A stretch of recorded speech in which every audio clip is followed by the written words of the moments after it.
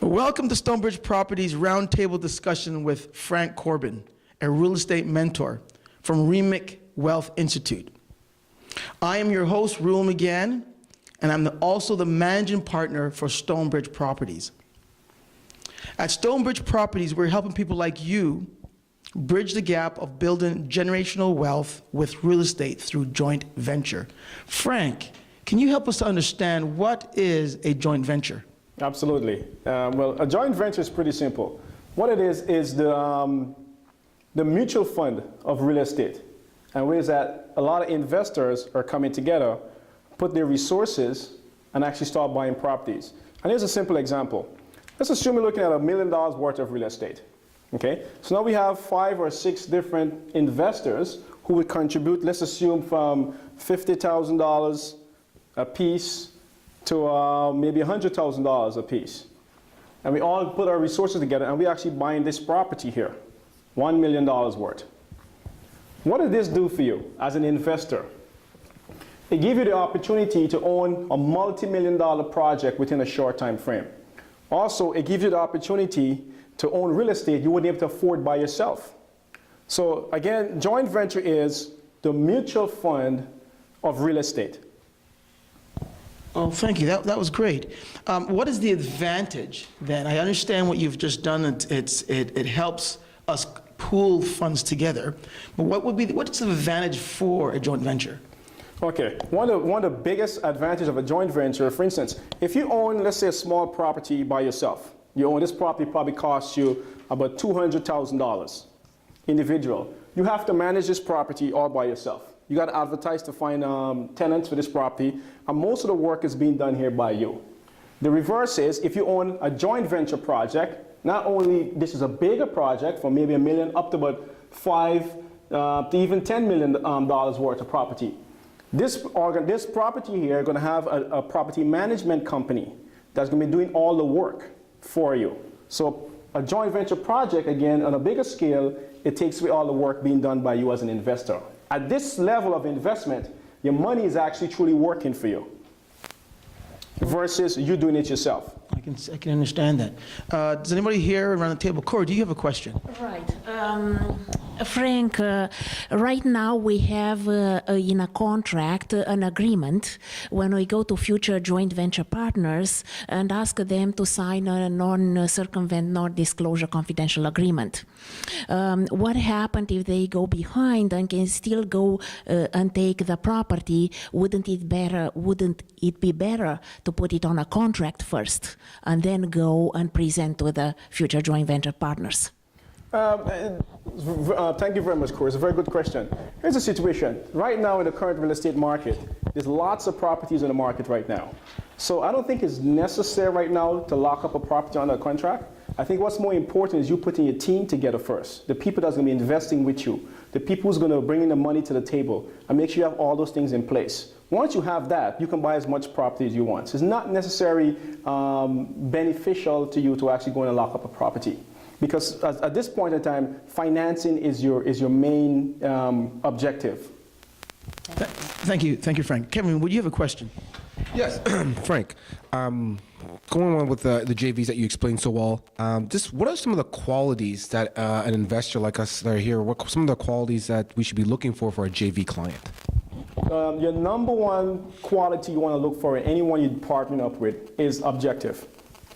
Number one objective. Do you have the same vision in mind? For instance, if I want to own $1 million worth of real estate and up, you want to own $200,000 and below. We don't have the same objective, so we can't be joint venture partners. Okay? You got to have the same vision as me. You want to own $1 million worth, $5 million, $10 million worth of real estate investing. The second thing you need to focus on is the time frame.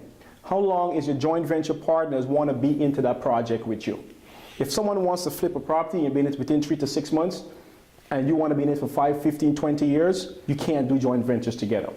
The thing is, joint venture is easy to get involved in, but if you have different objectives, it's very expensive to get out. So you want to make sure you interview your partners very cleanly to make sure they have all the things that you're looking for as a joint venture partner. Thanks. Just to add on to that question, which is very good, ensure the objectives are aligned. In your experience or what you've seen around, what are the returns that you would normally see with joint venture partners?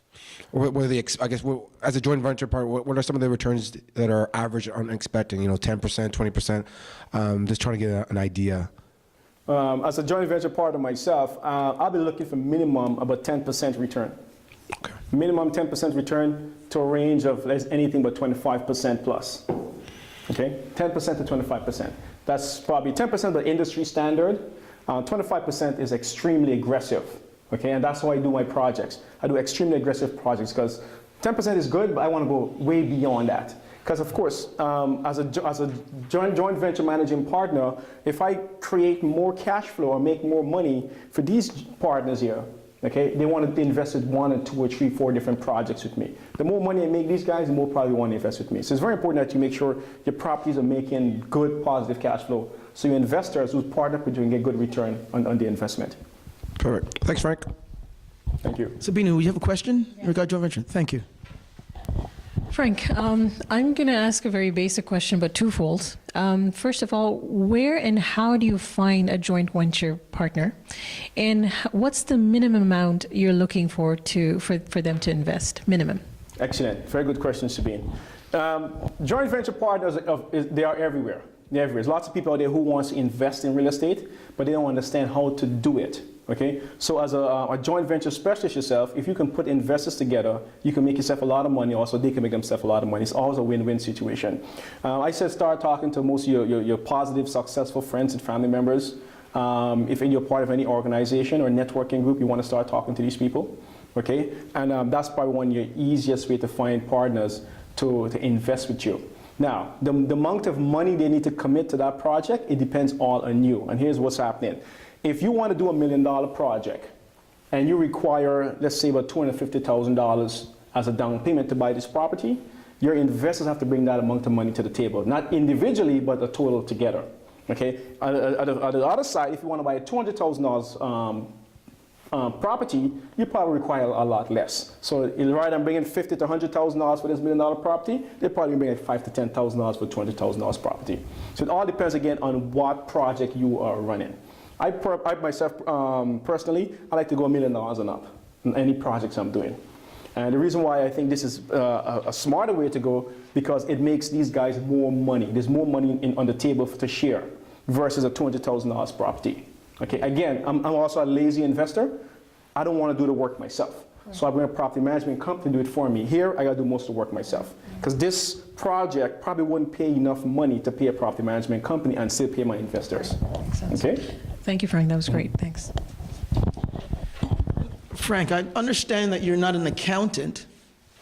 Can you explain to us how a joint venture partnership would take advantage of taxes? Absolutely. In any project, a joint venture project is just like a regular business. They have income and expenses. Okay. Now, any losses or tax incentive on this property, positive or negative, okay, will be shared equally among these partners.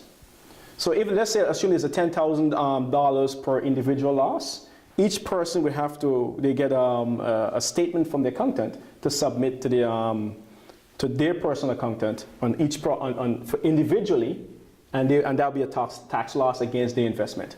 So that the loss shares equally among partners, also the profit shares equally among partners. Okay. Thank you very much, Frank. Thanks very much for that insight that you've provided us about joint venture. At Stonebridge Properties, we are committed to your real estate income growth by working with you in joint venture partnerships. I'm looking for a few good leaders to partner up with me and my team so we can expand our wealth building model using one of the most dynamic strategies that multimillionaires are currently using to make themselves a fortune. So take action, click below, and the world of opportunities await you.